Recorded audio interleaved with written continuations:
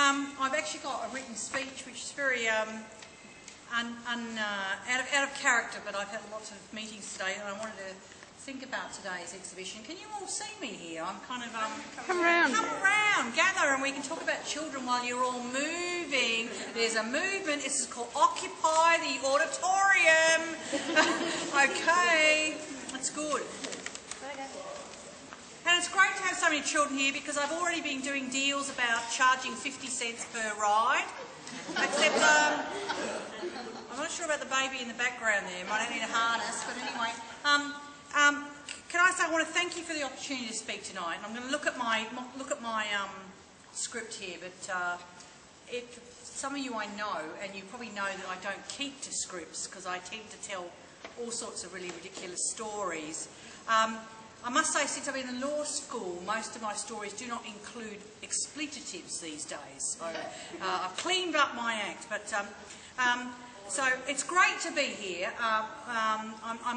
My disclaimer is I'm a little bit tired. Unlike Leslie, who was here last year, who just got off a plane, my only excuse is that I've spent the last 2 days, the Griffith Law School is currently being reviewed, and we've just finished the process today. So I must say it's strange to be back here after having a different role, after 10 years actually involved in the School of Human Services and Social Work, which is a bit of a shock for me. I've never had a job for 10 years, so that was interesting.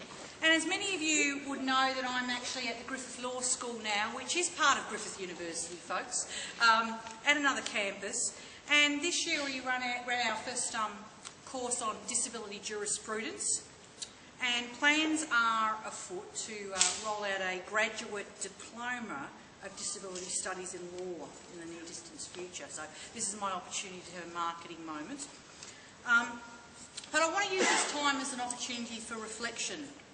And I know that students who have undertaken 2017 HSV and 7004 HSV, I still remember the codes, which is a bit of a miracle for me, have experienced the notion of reflection very much as part of this course. Some of you kicking and screaming, no doubt.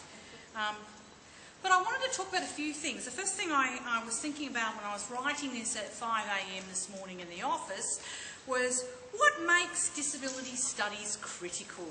Okay, so and there are heaps of courses and programs that study disability. And disability can have an issues focus. In fact, it can be a population study. Often schools of social work and schools of rehabilitation actually have that as a population group.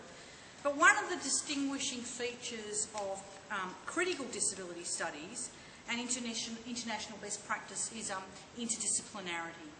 Okay, so drawing upon the insights of humanities and philosophy and cultural studies, psychology, law, and even geography. I've been really amazed. And I must say, actually, I recently read an article on disability studies and intellectual property law. That's the one that did it for me. So if you think any place disability studies can colonise that experience.